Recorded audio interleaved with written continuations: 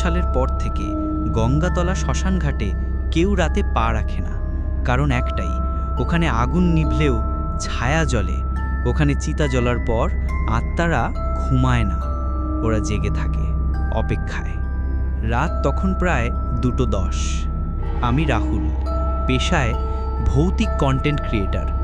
বহু ভৌতিক জায়গায় গিয়েছি, কিন্তু আজকের রাত আমার জীবনের সবচেয়ে অভিশপ্ত রাত হতে চলেছে, সেটা আমি জানতাম না। আমার এই যাত্রা শুরু হয়েছিল পশ্চিমবঙ্গের নদিয়ার এক প্রাচীন শ্মশানঘাটে, গঙ্গাতলা শ্মশানঘাট, যার ইতিহাস রক্তাক্ত। শোনা যায় 1977 সালে এখানে এক তান্ত্রিক কালো তন্ত্র সাধনায় ব্যবহার করত মেয়েদের বলি। 13টা কুমারী মেয়েকে সে পুড়িয়ে মারে, চিতায় নয়, সরাসরি আগুনে। সেই থেকে এই জায়গায় প্রতিটি রাতেই কিছু না কিছু ঘটে। এখানে রাত কাটাতে কেউ সাহস করে না। বহু কুকুর রাতে হু হু করে কাঁদে, বহু লোক নিখোঁজ হয়েছে এখানে। স্থানীয়রা বলে রাত 12টার পর গাছের ডালে ডালে ঝুলে থাকে মুখহীন ছায়ারা, আর মাঝরাতে ভেসে আসে নারীর কান্না। আমি এসেছিলাম প্রমাণ নিতে। হাতে আমার ক্যামেরা, টর্চ আর সাহস। ঘাটে পা দিতেই কানের পাশে কে যেন ফিসফিস করে বলল, আজ তোর পালা, ফিরে যেতে পারবি না। আমি চমকে উঠলাম। গঙ্গার দিকে তাকিয়ে দেখি মাঝখানে একটা পাথরের উপর দাঁড়িয়ে আছে একটা ছায়া মূর্তি। মুখ ঢাকা, চুলগুলো সামনের দিকে ঝুলে পড়েছে, আর ঠান্ডা বাতাস গায়ে কাঁপুনি ধরাচ্ছে। ক্যামেরা চালু করলাম, বললাম, বন্ধুরা, আমি এখন দাঁড়িয়ে আছি সেই অভিশপ্ত গঙ্গাতলা শ্মশানে। এখানেই 1977 সালে 13 জন কুমারী মেয়েকে পুড়িয়ে মারা হয়েছিল। ঠিক তখনই ক্যামেরায় স্পষ্ট ধরা পড়ল একটা মুখ, কালো পোড়া ফাটা ঠোঁট, চোখ নেই, আর মুখটা আমার দিকেই এগিয়ে আসছে। ক্যামেরা নিজে থেকেই বন্ধ হয়ে গেল। চারপাশে গাছগুলো যেন কাঁদছে, মাটির নিচে যেন কিছু নড়ছে।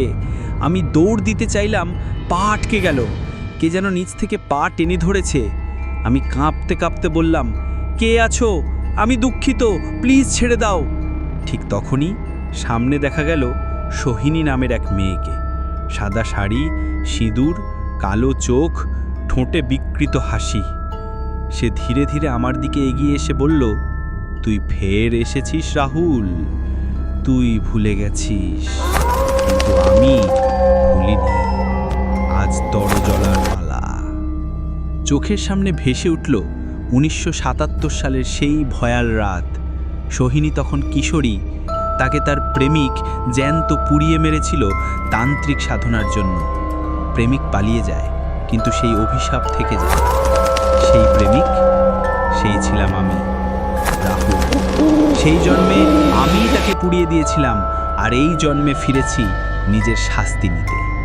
হঠাৎ চারপাশে 13টা পুড়ে যাওয়া মেয়ে ঘিরে ধরল আমায়। কারো ঠোঁট নেই, কারো গলা নেই, কারো পেট ফেটে বেরিয়ে আছে নাড়ি ভুঁড়ি।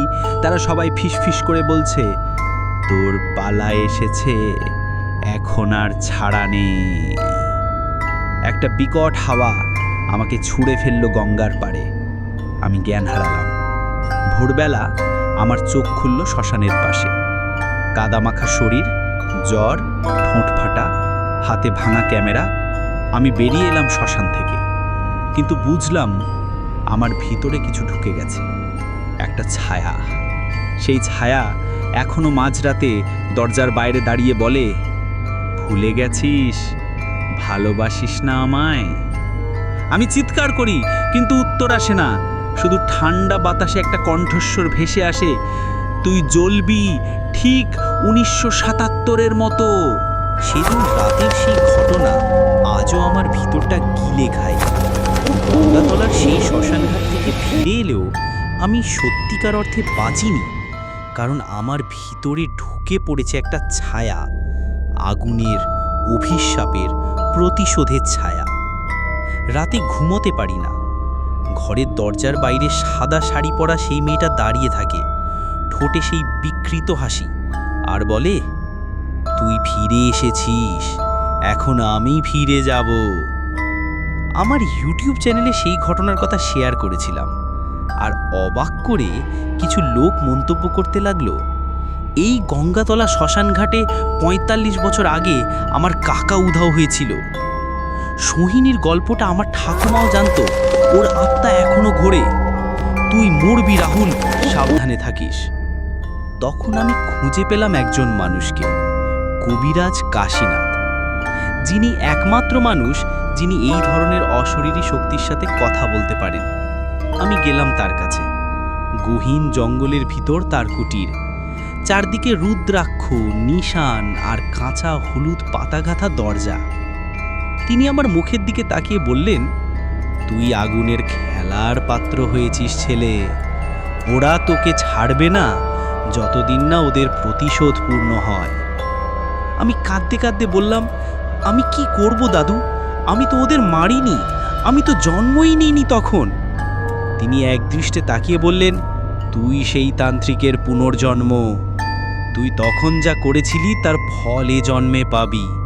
তবে একটা উপায় আছে, তোর চ্যানেলেই তুই ওদের কথা ছড়িয়ে দে, যেন মানুষ জানে সত্যিটা, যেন ওরা একা না থাকে। আর সেদিন রাতেই আমি ফের গেলাম গঙ্গাতলা শ্মশানে। এবার সাথে ছিল কবিরাজ কাশীনাথ, হাতে তার একটি অগ্নিযন্ত্র, মন্ত্র, তাবিজ। আর আমি ক্যামেরা চালু করলাম। ঠিক তখনই আগুন ছুটে এলো আকাশ থেকে। চারপাশে ধোঁয়া, অন্ধকার, আর তার মধ্যে ১৩টা ছায়া। ওরা চিৎকার করছে, আমরা প্রতিশোধ চাই। কবিরাজ চিৎকার করে মন্ত্র পাঠ করলেন, ওম অগ্নি দহন, ছায়া বিলয়, সাপ মোচন করো মা, মুক্তি দাও। একটা বিস্ফোরণ, আমার ক্যামেরা উড়ে গেল, কানের পাশে গুঞ্জন, আমি অজ্ঞান হয়ে গেলাম। চোখ খুললাম সকালে, কবিরাজ কাশীনাথ নেই, শুধু একটা মাটির তাবিজ পড়ে আছে হাতে।